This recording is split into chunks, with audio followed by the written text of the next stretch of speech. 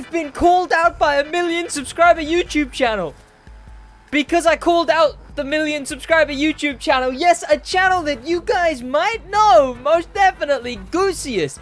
A guy who is the face of drifting in racing games. He talked about me in his most recent video because a while ago now, I called him out to play The Crew 2. This is going to be really weird for a minute because it's going to be me playing a clip of Goosiest playing a clip of me.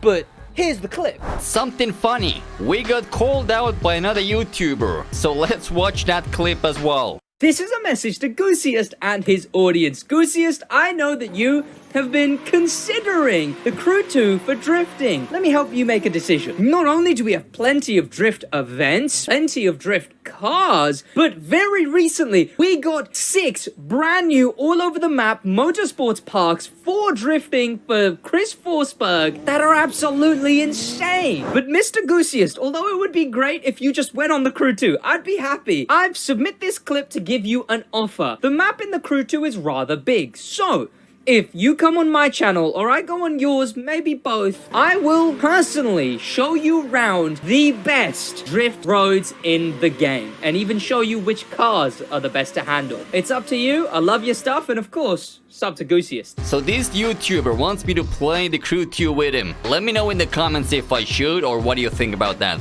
I will do as you guys say. But as always, subscribe and stay sideways. So yes, I am going to be getting Goosiest. Hopefully, if there's enough support in his comments, I'm going to be getting Goosiest to hop on The Crew 2. Now, I know there's a lot of skepticism. A lot of people complain about the physics. A lot of people complain about the handling, the jankiness, the arcadiness. Now, arcadiness, whatever, right? Like, there's games like Forza and everything. They're all arcadey games. But one thing that people don't really clock is that once you max out a car, as long as you have a maxed out drift car, it doesn't really matter about the physics because it's just on a car-to-car basis then. They all handle fine at that point. So yes, welcome anyone from Goosiest who decided to come check in early if he does end up actually doing the Crew 2 collab. Of course, it would be amazing. I have been watching Goosiest stuff, so it would be legendary if he did. Today, I'm going to run through some of the cars because again, once everything's maxed out, it's a car-to-car basis. So, I'm going to show you some of the cars that are the absolute best once maxed out. The ones that really matter when you have the right skill, I guess. The top 5. Number 5. Now, I'm in the DeLorean in Drift more so to say that it isn't this thing. This thing isn't number 5. But the reason the reason I'm bringing it up is because this is the only other drift car to be like the car I am going to be talking about, which is the 350Z Forsberg Racing, in at number 5, because these are the only 2 exclusive drift cars that you cannot get anymore because they are behind the paywall of the Motor Pass until they return in the next 2 years. This one has been such a fun one to drive recently. I take this one on cruises. I do it in the Gymkhana tracks that are around the map. I love this thing. It is such a fun one to drive. It's one of the few cars in the game with hood exhausts, which with the vanity nitros, you can have some fun stuff here. It's got one of the nicer drift handlings. It's got the slow drifting, I want to say, but the more bulkier drift feeling, which I love for the game. It's convertible, which is unfortunate, but of course, it is a car from Chris Forsberg. It's his 350Z, and not only is it the best of the 2 exclusive cars, I also think it's the best of the 2 Forsberg cars, because not only do we have this, we have the 370Z. So I definitely think this thing earns its spot at number 5 as, of course, the 5th. Well, again, some of this is personal opinion, except for the top 2, really. But yes, I do most definitely think this thing earns its spot at number 5.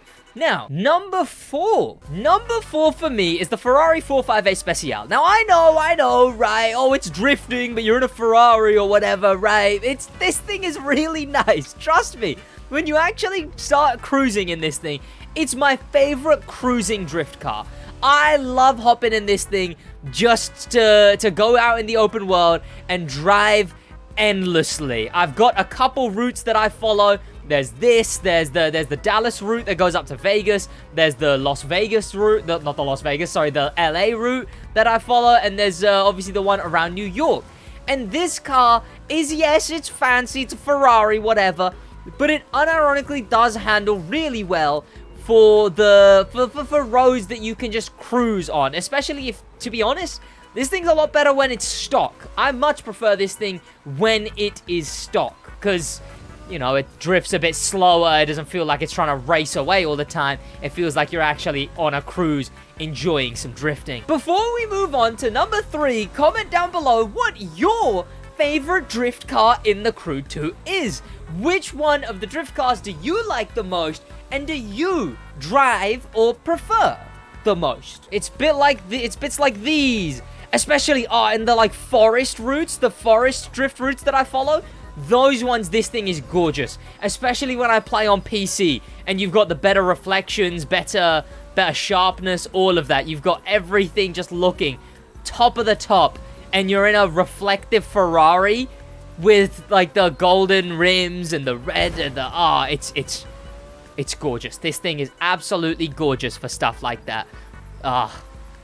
God, I shouldn't have even filmed this, because now I'm just gonna want to after every single take, I'm just gonna want to sit here and continue drifting, which is not what I need to be doing. God, how am I getting so much better at doing those?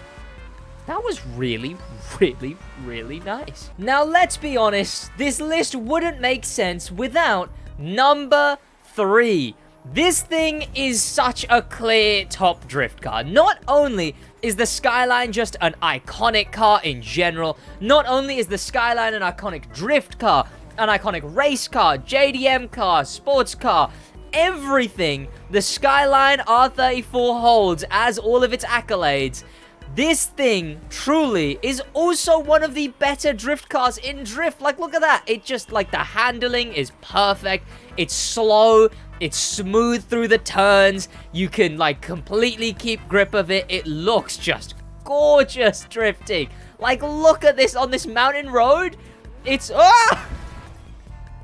the bloody green, like, what, Fiesta? Come on now. It is truly one of the better to handle drift cars, right? So it's not only just a gorgeous looking car, but it is also a really, really good to handle drift car. Honestly, especially considering the one I'm driving right now is stock.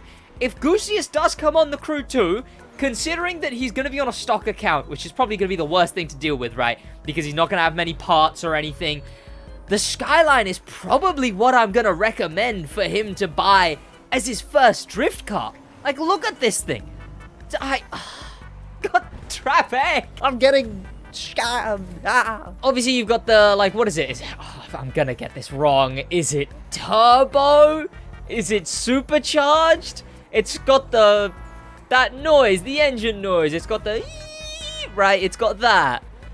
I know what that is. I'm a car guy. Wait, is this number 3? Or is this number 2? Wait. Now I'm confused. Yes. So, yeah. So we have the 350 at number... Okay, the 350 at number 5, and then we had the Ferrari at number 4 for cruising. Obviously, 350, I like it's, you know, the exclusive, the Forsberg. The Ferrari for cruising around the open world. Same with this thing, but this thing comes in handy in both places, right? This thing is not only a really good cruising in the open world car. God, I need to do some Driftwatch videos on this. Subscribe to Driftwatch. That is my wheel gameplay channel. That's where I upload trying to daily wheel gameplay, you know, content on driving wheel cars in Forza, the Crew 2, anything I can get my hands on, any good looking car for a thumbnail, for a video, I drive on wheel. But next, we're going on to something, honestly, for drifting, maybe even more iconic than the Skyline GTR. Now, come on, I might be wrong, but number 2, it has to go to the Mazda RX-7, especially in yellow. Hear me out. This thing is an iconic drift car. I think Forza used it when 4 was going through its promo run. The yellow RX-7 was the main drift car that everyone showed. The yellow RX-7 in the Crew 2 is the main drift car that was used in footage, that was used in promo. The yellow RX-7, wide-bodied, anything just customized to drift more, is 100% the most iconic drift car, I would say. And in the Crew 2, it's actually pretty good at drifting. Now, it's not the best. That's why it's at number 2 than number 1, because it's not the best at drifting, okay? That I will admit. I know some people may assume it is, because here's the thing. For casuals, you could... for the casual audience, yes, I would say this thing is the best for drifting. If you're not going to try and use any of the sneaky methods and the hacks and the exploits, then yeah, go with the Mazda RX-7, because it's not only iconic, not only is it just a good-looking drift car, a good handling drift car, but it is the best stock drift car, if I can say that. Yeah, I'd say that, I guess. It's the best for events. You could cruise around the map with it, but it is also really good for events. So if you don't want to try any of the methods that I'm going to talk about, go with the Mazda RX-7. Now, before I run through, you know, the absolute best drift car in the spec, there is some honorable mentions. You know, I was drifting this before I started filming. It's pretty fun. It's goofy as hell. There's stuff that I used to use, like the Murcielago is a really good high-paced drift car. There's stuff like the Aventador that is perfect for wide drifting. Long, wide drifting, Aventador is perfect. I also just want to mention the absolute worst drift car in the game. No, that's definitely the Lancer Evo. Like, no question, the Lancer Evo is the worst. The Rough CTR3 is also pretty fun to use. It looks cool, I want to say. Oh, do I have cartoon smoke on it? I do. But the Rough CTR is also a really nice to handle drift car. You can see it's got like a really binary type handling. It's not all shaky. It doesn't like, you know, you don't gotta risk oversteering or whatever. It is just like the perfect angle every time. It doesn't like spinning out.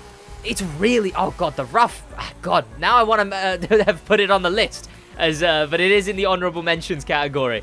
But the Rough CTR3, definitely a really good drift car. If it didn't sound like a blow dryer, maybe it would be on the list. And again, for events, so for actual playing events, this thing is definitely as a mention as well. The other Rough, whatever this other Rough is called. This thing is also a really good drift car, but this one's like the RX-7, where it's really nice to use this thing in events, is what it's good for. It nails them, and it was before, for a little while, the best car in drift before everyone figured out the method for number 1 on the list. And the number 1 drift car on the list is this thing. It's the thing I'm in right now. What am I in right now? You know, maybe you can tell. Either you know already, or maybe you can tell just from the hood. That this thing is the best for the reasons that you can tell right now. You know, you can see that something is weird here. Something is a bit janky. What am I doing? Why am I drifting like this? The reason I'm drifting like I'm drifting is because I'm using handbrake method right now. I'm using the method where you have some really weird settings on your car, and then you rely on the power slide mechanic. So in the game, if you press handbrake and nitro at the same time, you power slide. Like the back of your car will swing out whichever direction you're turning. And if you put on these weird settings and spam power sliding, so we're talking holding nitro the entire run, and then also, you know, spamming handbrake. It's hard, it's annoying, it hurts the thumbs after a while, but this method is how people get 800,000 points in drift events. How people get 900,000 points nowadays. And the best car for this method, making it the best car for drifting in the entire game, as a matter of fact, it's, in my opinion, one of the ugliest cars in the game. It's the BMW Z4. It's so unfortunate that a car like this, a car that I despise, is actually, no question, the best in the spec. And it seems like they're making the BMW Z4 the best in touring too. I don't want 2 BMW Z4s. Ah! Damn it. 700,000 points, though.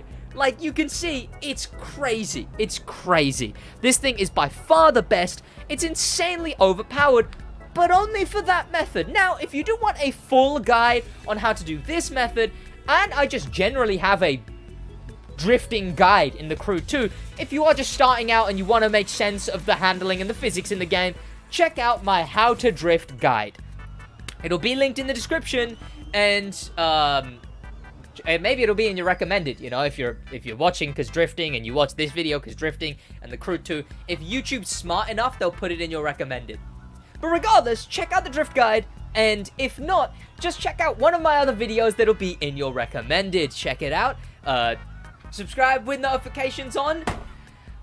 Stay sideways, I suppose, because yes, we will be getting Gucius on the Crew 2. We hope, you know, if he wants to. I'm not gonna force the guy. Cool guy. Thank you to popular members, and a special thank you to famous members. I will see you boys in the next one in a bit.